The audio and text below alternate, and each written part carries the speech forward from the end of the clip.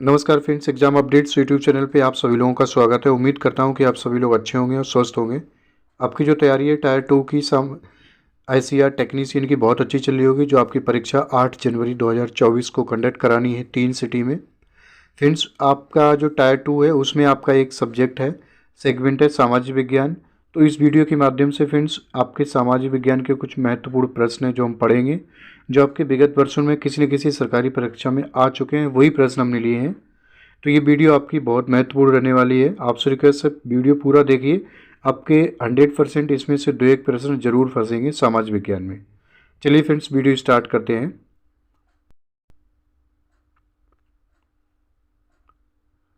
जो पहला प्रश्न है फ्रेंड्स वो है, मार्च 1940 में फ्रांस और वियतनाम के बीच होने वाला समझौता किस नाम से जाना जाता है। जो मार्च 1940 में वियतनाम और फ्रांस के बीच एक समझौता हुआ था, वो समझौतों को किस नाम से जाना जाता है।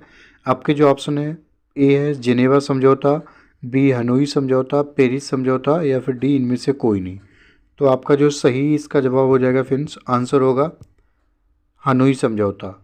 मार्च 1940 में फ्रांस और वियतनाम के बीच एक समझौता हुआ था जिसको हनोई समझौता कहा जाता है। अगला आपको दूसरा जो प्रश्न है, हीगेल कौन थे। हीगेल कौन थे? एक राजनीतिज्ञ थे, दार्शनिक थे, जर्मन चांसलर थे, या फिर इनमें से कोई नहीं। फ्रेंड्स, हीगेल जो थे वो आपके एक दार्शनिक थे। आपका जो विकल्प है वो बी सही हो जाएगा, दूसरा वाला। अगला जो प्रश्न है आपका, 1917 की पहली रूसी क्रांति किस नाम से जानी जाती है। 1917 की रूसी क्रांति जो है वो किस नाम से जानी जाती है। आपके जो विकल्प हैं, पहला ऑप्शन है फरवरी क्रांति के नाम से, अप्रैल क्रांति के नाम से, या फिर अक्टूबर क्रांति के नाम से, या फिर नवंबर क्रांति के नाम से। तो जो आपका सही प्रश्न हो जाएगा फ्रेंड्स, जो इस तीसरे प्रश्न का सही आंसर हो जाएगा फरवरी क्रांति। 1917 में पहली रूसी क्रांति जो हुई थी उसको फरवरी क्रांति के नाम से जानते थे। अगला जो प्रश्न है आपका, इंग्लैंड में मुद्रण कला की शुरुआत किसने की थी। इंग्लैंड में मुद्रण कला की शुरुआत फ्रेंड्स, जो आपके विकल्प हैं, पहला जो है हैमिल्टन, दूसरा एडिसन, तीसरा कैक्सटन या स्मिथ। इनमें से किस व्यक्ति ने इंग्लैंड में मुद्रण कला की शुरुआत की थी। तो जो आपका सही जो ऑप्शन है वो आपका कैक्सटन, ये वाला हो जाएगा कैक्सटन। विकल्प सी सही हो जाएगा, जिसने इंग्लैंड में मुद्रण कला की शुरुआत की थी। अगला जो प्रश्न है फ्रेंड्स, निम्न में से कौन आर्थिक आधारभूत संरचना का घटक नहीं है। कौन आर्थिक आधारभूत संरचना का घटक नहीं है। ऑप्शन है आपके वित्त, संचार, शिक्षा या यातायात। इसमें से जो आपका सही हो जाएगा फ्रेंड्स, प्रश्न 5 का ऑप्शन ए, वित्त। सेडान युद्ध कब हुआ था। सेडान युद्ध बताना है फ्रेंड्स, ये कौन सी सन में हुआ था। आपका जो विकल्प है, ए है 1871 में, बी है 1815 में, सी 1848 में, डी है 1870 में। छठे क्वेश्चन का फ्रेंड्स जो सही जवाब होगा आपका, सेडान युद्ध आपका 1870 में हुआ था, 1870 में। सिपाही विद्रोह कब हुआ था। सिपाही विद्रोह कब हुआ था फ्रेंड्स, इसकी आपको डेट सन बतानी है। 1957 में, 1855 में, 1885 में, या फिर 1887 में। जो आपका सिपाही विद्रोह है ये 1957 में हुआ था। आपकी जो यहाँ पे होना चाहिए 1857, 1857। सिपाही विद्रोह आपका 1857 में हुआ था। अगला जो प्रश्न है, श्वेत क्रांति का संबंध अर्थव्यवस्था के किस क्षेत्र से है। श्वेत क्रांति का संबंध किस क्षेत्र से है, मतलब द्वितीय क्षेत्र से, तृतीय क्षेत्र से, प्राथमिक क्षेत्र से, या फिर इनमें से कोई नहीं।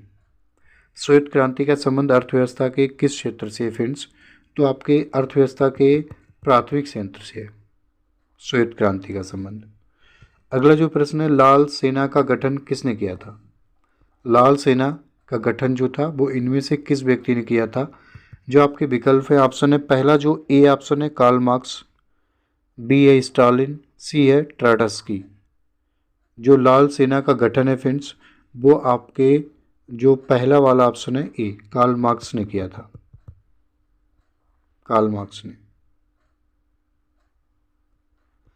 अगला जो प्रश्न है, ऑल इंडिया मुस्लिम लीग की स्थापना कब हुई थी? ऑल इंडिया मुस्लिम लीग की स्थापना, ये आपके जो विकल्प हैं वो आपको बताने हैं। पहला जो ऑप्शन है ये 1921 में, या फिर 1929 में, 1938 में, या 1906 में। ऑल इंडिया मुस्लिम लीग की स्थापना फ्रेंड्स वो आपकी 1906 में हुई थी। 1906 में हुई थी।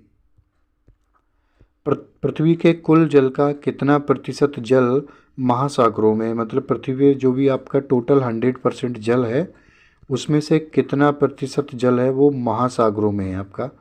तो फ्रेंड्स आपके ऑप्शन है, ए का 80% है, 80%, बी का 85%, और सी 97%, डी 90%। महासागरों का फ्रेंड्स जो महासागरों में जो जल है वो पृथ्वी के जल का 97% है। 97% मतलब केवल जल, मतलब कि आप समझ सकते हैं सारा जल महासागरों में ही है, बचा हुआ 3% है वो सब है टोटल। निम्न में बलवंत राय मेहता समिति का संबंध किससे है? बलवंत राय मेहता समिति जो थी त्रिस्तरीय, जो जिन्होंने सुझाव दिया था बलवंत राय मेहता समिति ने, इसका संबंध किससे है? केंद्र राज्य संबंध, पंचायती राज व्यवस्था से, या फिर वित्तीय संबंध, या फिर संघीय संबंध। जो फ्रेंड्स आपका जो सही जवाब है वो बलवंत राय मेहता समिति का संबंध पंचायती राज व्यवस्था से है, जिसने 3 स्तर पे पंचायती राज व्यवस्था की वकालत की थी। अगला जो प्रश्न है, निम्न में से भूकंप की किन तरंगों की गहनता सबसे कम होती है? भूकंप की जो तरंगे होती हैं प्राथमिक वेव, ये इसमें दे भी रखी हैं। ऑप्शन है आपके पी तरंगे, एस तरंगे, एल तरंगे, या एफ तरंगे। इनमें से किन तरंगों की जो गहनता है वो सबसे कम होती है? वो आपकी पी तरंगों की। बोले तो प्राथमिक वेव्स, प्राथमिक तरंगों की तीव्रता गहनता सबसे कम होती है। बंगाल विभाजन कब निरस्त किया गया था? बंगाल विभाजन फ्रेंड्स आपका 1922, 1908, 1921 या 1911, इनमें में से किस सन आपका जो बंगाल विभाजन था वो निरस्त किया गया था फ्रेंड्स? सबसे पहले आप जान सकते हैं कि जो बंगाल विभाजन हुआ कब था। बंगाल विभाजन आपका 1905 में हुआ था। वायसराय लॉर्ड कर्जन ने बंगाल प्रांत के 2 भाग कर दिए थे, उसको बंग भंग आंदोलन के नाम से भी जानते हैं इतिहास में। तो 1905 में बंगाल विभाजन हुआ था। उसके बाद दोबारा आपका बंगाल विभाजन जो निरस्त कब हुआ था, ये प्रश्न है आपका। तो निरस्त आपका 1911 में हुआ था।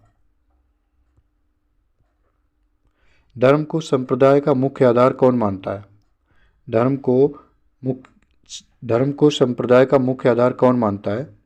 ये जो है सांप्रदायिक व्यक्ति मानते हैं। ऑप्शन है आपके, ऑप्शन ए में सांप्रदायिक, या नारीवादी, जातिवादी, या धर्मनिरपेक्ष। जो आपका सही जवाब हो जाएगा फ्रेंड्स आपका सांप्रदायिक व्यक्ति। जो ऑप्शन ए है विकल्प वो वाला सही हो जाएगा। सत्ता में साझेदारी बढ़ रही है क्योंकि, ये आपको सही करके बताना है।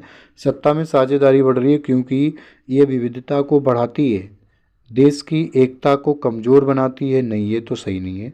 विभिन्न समुदायों के बीच टकराव कम करती है, समुदायों के बीच टकराव कम करती है, नहीं ये भी सही नहीं है। फैसला लेने में देर करवाती है। आपका जो क्वेश्चन नंबर 16 है,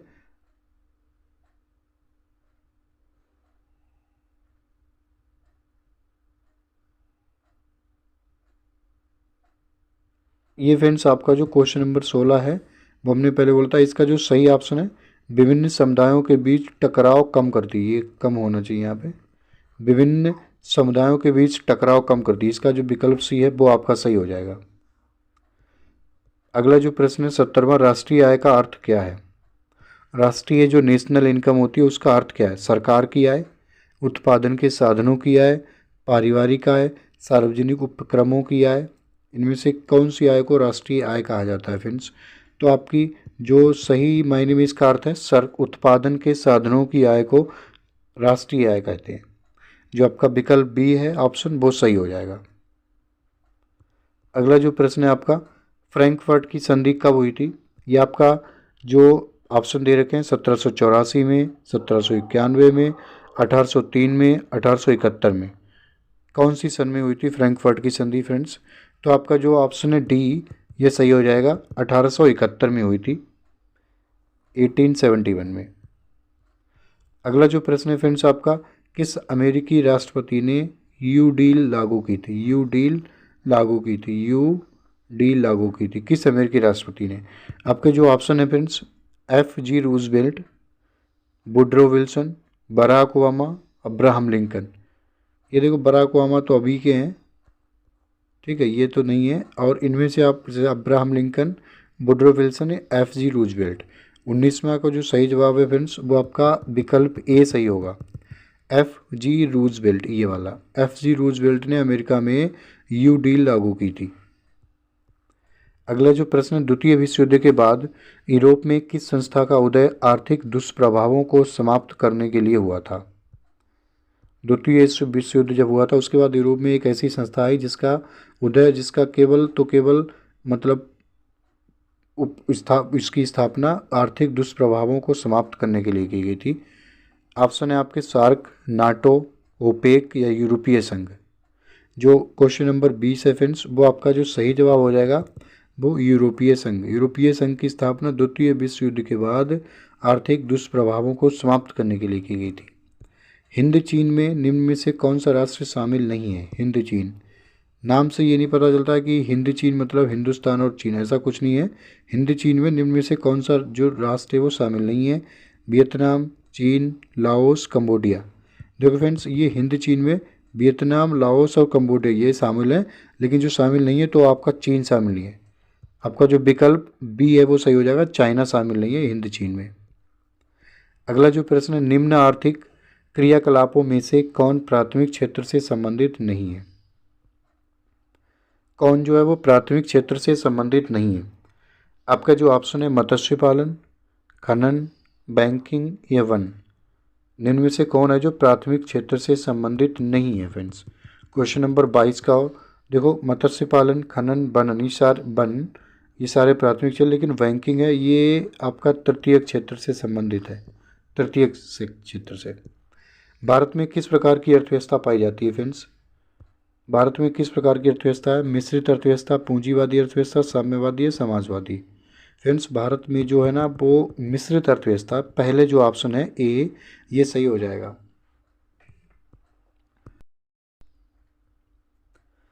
ताड़ी विरोधी आंदोलन भारत के किस प्रांत से शुरू किया गया था? ये फ्रेंड्स आपके जो ऑप्शन दे रखे हैं, पहला है बिहार, बी उत्तर आंध्र प्रदेश और सी है उत्तर प्रदेश, डी है तमिलनाडु। ताड़ी विरोधी आंदोलन भारत के किस प्रांत से शुरू किया गया था फ्रेंड्स? आपका जो सही ऑप्शन है क्वेश्चन नंबर 24 का फ्रेंड्स आंध्र प्रदेश से। आंध्र प्रदेश से ताड़ी विरोधी आंदोलन शुरू किया गया था। भारत के किस राज्य में पंचायती राज व्यवस्था की शुरुआत सबसे पहले हुई थी?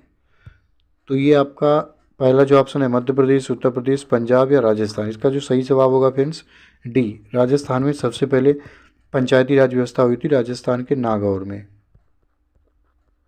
राजस्थान के नागौर जिले में।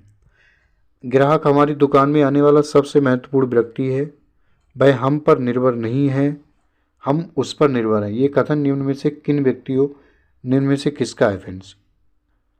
जब पंडित जवाहरलाल नेहरू का, राजीव गांधी जी का, महात्मा गांधी का, एपीजे अब्दुल कलाम जी का। कथन है ग्राहक हमारी दुकान में आने वाला सबसे महत्वपूर्ण व्यक्ति है, वह हम पर निर्भर नहीं, हम उस पर निर्भर हैं।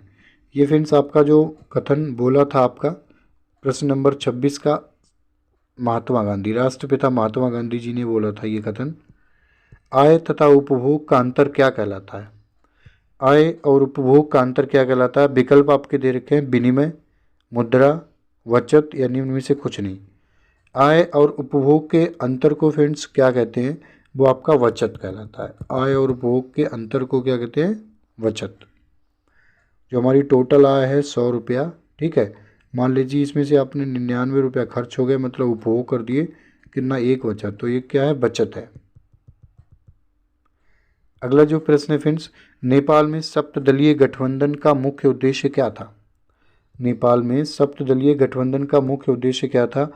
जो आपके ऑप्शन है, राजा को देश छोड़ने पर मजबूर करना, लोकतंत्र की स्थापना करना, सर्वदलीय सरकार की स्थापना करना, भारत नेपाल के बीच संबंधों को बेहतर बनाना। नेपाल में सप्तदलीय गठबंधन का निम्न में से क्या उद्देश्य था? इसका फ्रेंड्स उद्देश्य था कि नेपाल में लोकतंत्र की स्थापना करना। जो आपका विकल्प बी है ये सही हो जाएगा, लोकतंत्र की स्थापना करना नेपाल में। निम्न में से कौन व्यापारिक केंद्र की जमा का प्रकार नहीं है? निम्न में से कौन व्यापारिक बैंक की जमा का प्रकार नहीं है? स्थायी जमा, चालू जमा, अधिविकर्ष या आवर्ती जमा? ये कौन सा आपका व्यापारिक बैंक की जमा का प्रकार नहीं है फ्रेंड्स?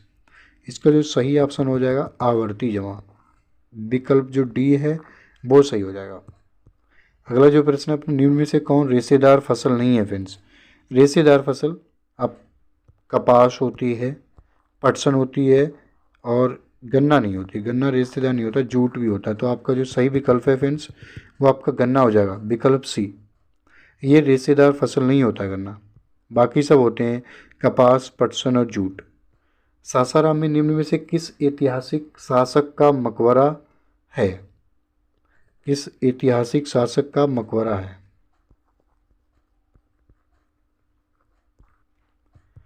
ये फ्रेंड्स आपके जो ऑप्शन है अलाउद्दीन खिलजी, औरंगजेब, कुतुबुद्दीन ऐबक, शेरशाह सूरी। सासाराम में फ्रेंड्स आपके शेरशाह सूरी का मकबरा है। शेरशाह सूरी का जो विकल्प डी है वो आपका सही हो जाएगा। अगला जो प्रश्न है, ऑपरेशन फ्लड को अन्य किन नाम से जानते हैं फ्रेंड्स? ऑपरेशन फ्लड को श्वेत क्रांति, पीली क्रांति, हरित क्रांति, नीली क्रांति। ऑपरेशन फ्लड को फ्रेंड्स आपकी जो विकल्प है ए सही हो जाएगा। ऑपरेशन फ्लड को श्वेत क्रांति के नाम से जानते हैं, श्वेत क्रांति के नाम से। तो ये फ्रेंड्स आपके सामाजिक विज्ञान के कुछ महत्वपूर्ण प्रश्न थे जो आप देख सकते हैं। आपकी जो टायर 2 परीक्षा है 8 जनवरी को होने वाली, उसके लिए महत्वपूर्ण रहने वाले हैं। साथ ही यदि आप चैनल पर नए हैं please do subscribe my YouTube channel. आपके सब्सक्रिप्शन और सहयोग के लिए मैं बहुत बहुत आभार व्यक्त करता हूँ। नमस्कार, जय हिंद, जय भारत।